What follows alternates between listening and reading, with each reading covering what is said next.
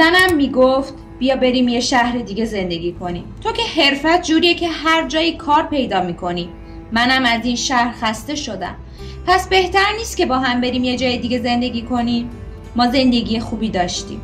منم که جوشکار بودم و هر جایی برام کار پیدا میشد. درآمدم هم عالی بود. خانواده هر دوتامون هم هوای ما رو داشتند و فکر نمی کردم چیزی کم بوده باشه که تصمیم بگیرم برم یه شهر دیگه زندگی کنم. تا اینکه متوجه شدم زنم چند وقت یه دچار استرس و اضطرابه. هی ازش میپرسیدم چی شده؟ چرا اضطراب داری؟ اتفاقی افتاده؟ اونم فقط میگفت نزدیک پریودیشه و اضطراب به خاطر اونه. اما من که ته صداش متوجه میشدم یه کاسه زیر نیم کاسشه و خبریه. چند باری اصرار داشت که باهاش بخوابم و منم قبول کردم.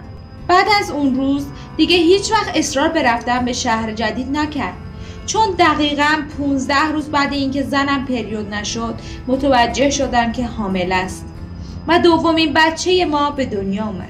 همه خانواده خوشحال بودن که یه نوه جدید قراره وارد خانواده بشه. منم که بچه دوست بودم. اصلا بچه میدیدم حسابی ذوق میکردم. حالا هم که بچه دومم بود و یک بار تجربه پدر شدن رو داشتم و این بار برام شیرین تنم بود. امیدوار بودم که این دفعه دختردار بشم. پسرم که بچه اولم بود رو دوست داشتم، اما خب دختر یه چیز دیگه بود. دلم میخواست برام ناز و اشوه کنه، لوسم کنه، خودش هی زنگ بزنه بگه بابا پس تو کی میای؟ بعد فهمیدن جنسیت بچه کل زندگی من و زنم عوض شد. انقدر محبت خودش و بچه ها به دلم نشست اصلا نتونستم به چیزای دیگه ای فکر کنم که البته الان درگیرشم. آخ که همین اعتماد کردن بیش از حد باعث شد که افسار زنم رو از دستم در بیارم.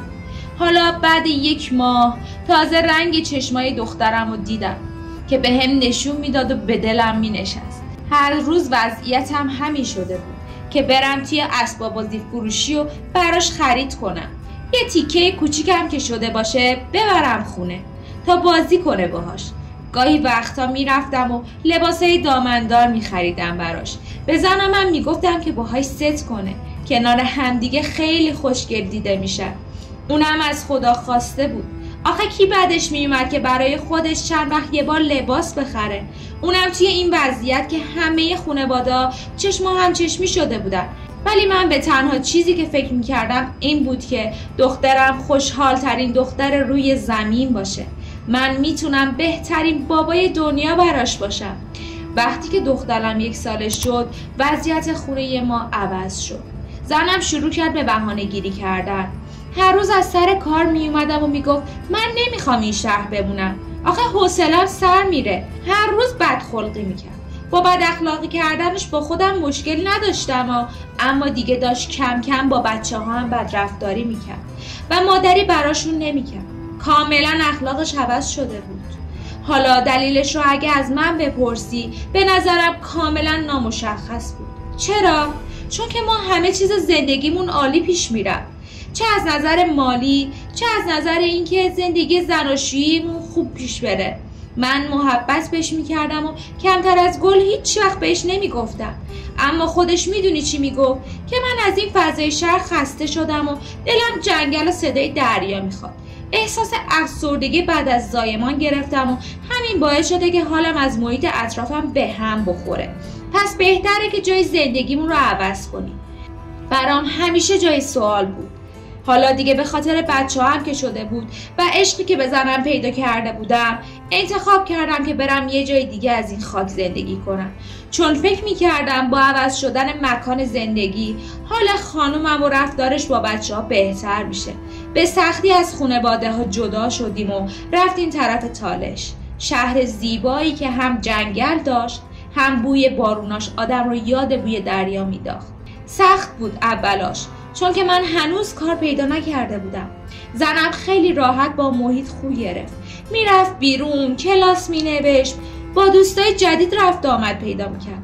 بچه ها رو برای پیاده روی میبرد بیرون و خودش هم آب و هوایی عوض میکرد.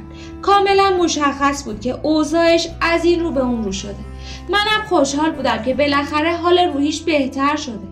کار پیدا کردم. رفتم سر کار. ولی وقتی می اومدم خونه همیشه کثیف بود. غذای آماده نبود. یه بار به مهربونی با زنم صحبت کردم که چرا دیگه مثل سابق آشپزی نمی‌کنی؟ چرا دیگه حواست به خونه زندگی نیست؟ اونم نشست کنارم و گفت عشقم، الان اولاییه که اومدیم اینجا. تا میام جا بگیرم یکم هم بچه‌ها رو بدارم وقت میگیره. باید عجول نباشی و بهم وقت بدی تا خودم رو جمع کنم. مادر 2 بچه بودن، اونم توی غربت بدون خانواده سخته. آخه خودت خواستی بیای زن، حالا هی میگی فرصت میخوای. دیگه کاملا از دستش خسته شده بودم.